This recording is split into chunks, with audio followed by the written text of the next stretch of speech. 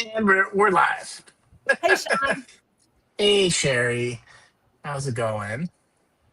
You know Just, what? We just came from the hard stuff is okay from our group. We always do our Facebook afterwards and our LinkedIn and YouTube. And I will tell you, I am in the thick of the hard stuff. And so, right before we went live, I love what you were saying. You said we've been talking about this stuff for a long time, and it even applies to us. maybe especially so. But yeah, the same themes, the same things we've noticed. I think calling it out seemed to be helpful for you in the way that we contain multitudes, that we can experience everything at the same time: joy, sadness, grief,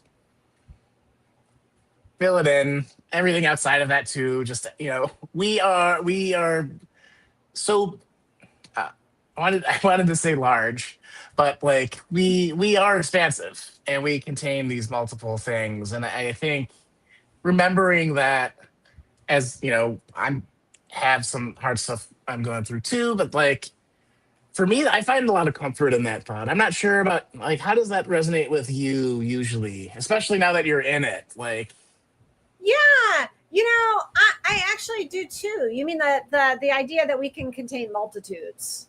mhm. So I was actually practicing yesterday. I was really, really in deep grief, and my son said, "Let's go to the park. Let's get out of the house." Bless his heart. Mm. I love my son. Yeah, And when we were at the park, I was practicing flower, tree. Like practicing really zeroing my attention on something beautiful because mhm. I know that I know we can have joy and grief at the same time. Sometimes grief can feel like it is a like it's the undertow. And Yeah. it yeah. So it is comforting to be reminded, and it was a really helpful thing to practice that. Hmm. Because it really is. I'm It's looking, actually have some marigolds on my table, and it may feel like it's all happening at once, but the grief does pause itself to see the mhm. orange. Mm. Yep. It's a pinprick of light, perhaps, my friend is so fond of sharing, right? Yes. Yes. How about for you? Does it bring you comfort when you say that like we contain multitudes? It does. So we were going to talk about something completely different today, and part of that was the multitudes of you can have enthusiasm and excitement for something, and also be going through grief or these hard times. I use grief as like my go-to hard time. Like, um, I mean, it's kind of funny to say it that way, but like, um, yeah, but yeah, like we were talking about before about being excited for something when you're kind of in it too, looking forward to something in the future. Sometimes helps, Yeah. sometimes not, and that's okay. But yeah, the ability to get stuff done. And I know you brought up this, if you don't mind me sharing, this idea of like the cardboard cherry of trying to present that everything's fine when everything's not fine. And we have this space so that hopefully isn't happening.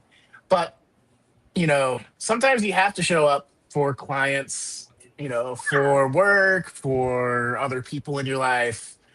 And yeah, knowing that that's okay, like almost having permission to not be the puddle all the time, even though you feel like the puddle all the time. I think I find helpful in like, okay, like it's not a compartment. It's like I can just shift to the side that's not melting for a short time. Yes. You know what, Shawn? And you know what I absolutely love? I don't know if you noticed this, but so when we always do this live stream following a group that we do called the Hard Stuff is Okay. And in Hmm. our previous group, I wrote down when you said we should give ourselves permission to just fumble it and fumble around, like so that Mm, like coming onto a live stream like this and fumbling around, not knowing what we're going to say or not knowing what's going to emerge. And yet, what you just said now, which I loved every bit as much, is we can also give ourselves permission to come to and I'm going to use the word perform, not, and I don't mean that in a negative way, but sometimes we do need to perform.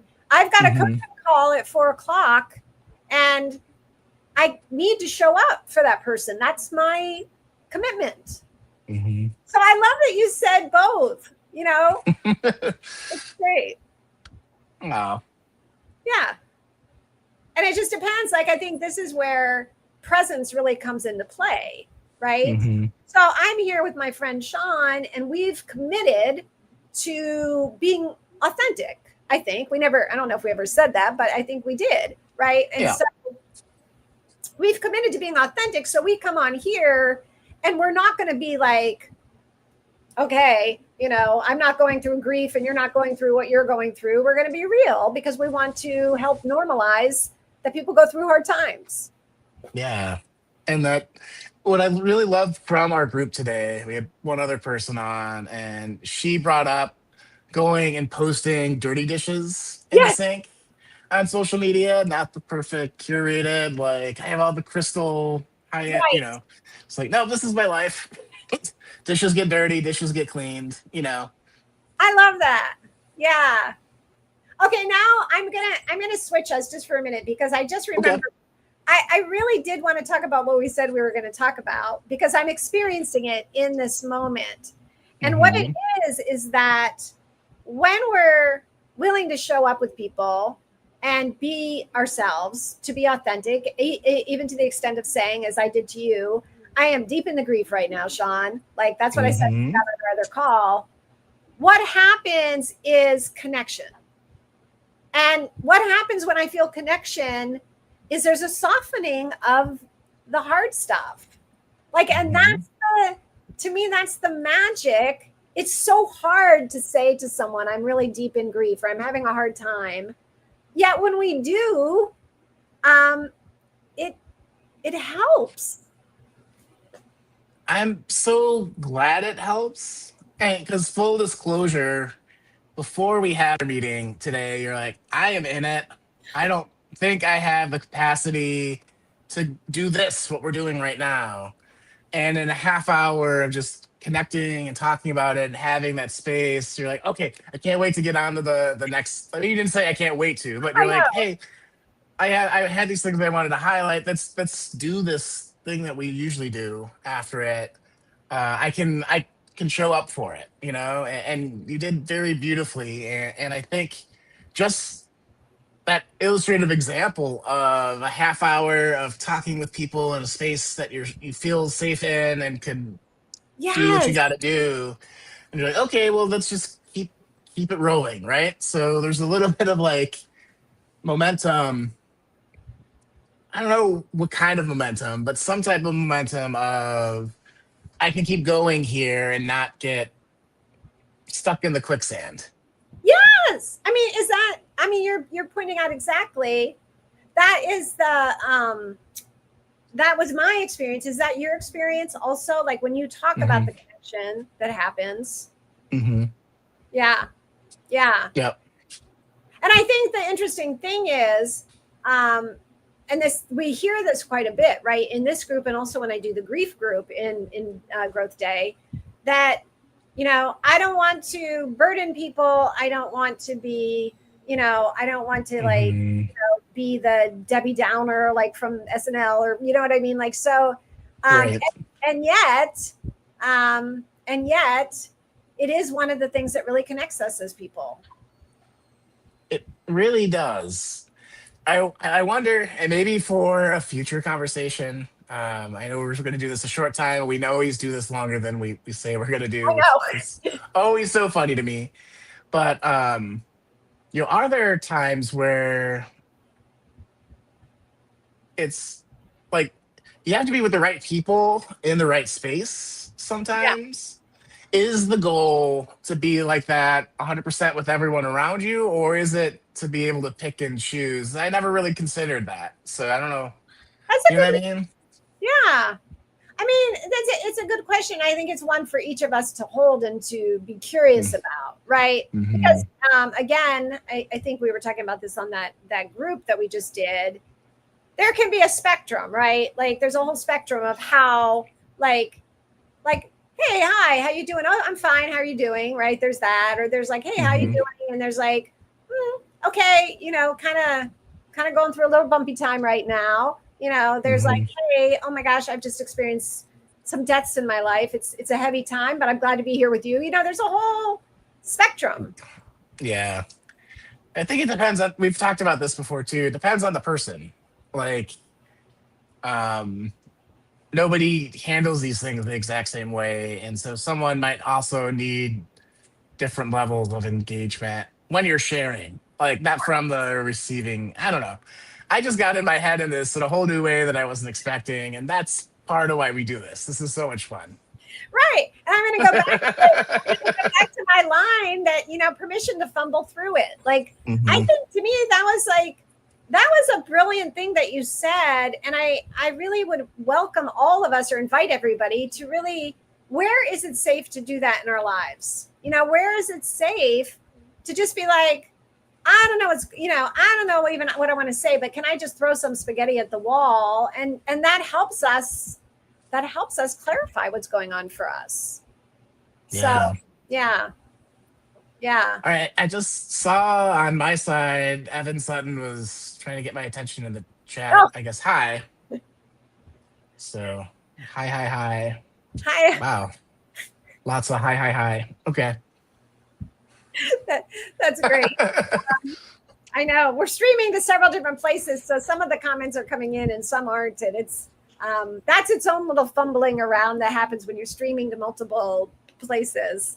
Um, I think just the last thing I wanted to say again, because I think that this was the important, or typically is one of the most important things, is that yeah, if we allow ourselves to show up, and this was what we were all talking about on that last call, sometimes simply being around other human beings, it's not even that there's like great wisdom to share or you, Shawn, are going to say exactly the thing that's going to solve whatever's going on for me.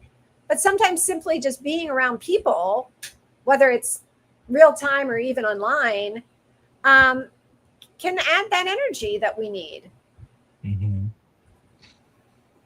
And I think I love that. And the idea, the thing that dropped in for me is just like, how are we actively building that infrastructure maybe in our lives? You know, because I think that's something, again, I know in certain times in my life, you don't think about it till you need it. And sometimes that could be too late or makes it, it it's the thing where like, if it's there and you're able to access the people to kind of help connect with or the places or whatnot. Just like I just go there and not like where do I gotta go? Oh my gosh, like is it gonna be okay? Like sometimes I don't know. You do know that, no, what you're saying, Yeah. what you're saying. You do know. Well, you do, because what you're saying is really important. And I know we have to go in just a minute or two, but let me just say, so one of the things that my dear son did for me is when we were out walking in the park, he was kind of, asking me, what do you think might support you during this time? Like, and we had to talk about a couple things. And today he said, um, Mom, do you want to write down some of those things we talked about? And it's kind of Mm, exactly what you were saying in a way, which is like to be prepared. Like I now have a list of things that do help support me when I'm really in the thick of the grief. And one of them happened to be a list of people that I know I can call unconditionally and that I don't have to worry about being a burden, that they're friendships I've, nourished. And to your point, my son said to me, I hope you feel really proud of yourself that you have developed friendships over the years so that when mm, things are hard, you have people to turn to. And I think, wow. right, that, like, first of all, very astute for a 25-year-old to see, right? Hmm. Say, but I think that's what you're saying. Like, so anybody listening now or in the future, maybe you're not going through a hard time, and good, bless your heart for that. And how do we set up our lives so that when hard things happen, we do have the support we need? Yes. Expertly said. Perfectly said. I was Perfectly. echoing I don't know why I said expertly said, but yeah. Well, that was your point. I was just echoing it, and I wanted to just drive it home because it's true. It's important. Those guys in my spiritual practice, they will often say, you know, these are the times we practice for. You know, mhm. I sit on the meditation cushion every day, and a lot of times it's great, but it's not like life changing. And then there's the days where you're like, I'm glad I know how to sit on a meditation cushion. I needed that. Yeah. Yeah, yeah. Anything else before we wander on our way? Uh, I mean, other than I'm so glad we did this, and Yeah. I'm so glad that we were able to have this conversation today with in the previous group and this wrap up thing. Um, yeah, I think I'm also kind of on a side note, completely. I forgot to eat lunch, so I'm starting to feel my attention drift. Yeah. So this might be a good time to jump off. But yeah, thank you, Awesome. Sherry. Thank you, Shawn. I'm so glad. And I just so appreciate, and to you, to anybody who's here now, who anybody who'll watch it later. Yeah, thanks. And let's normalize these conversations. Let's all do that together with the people that we love.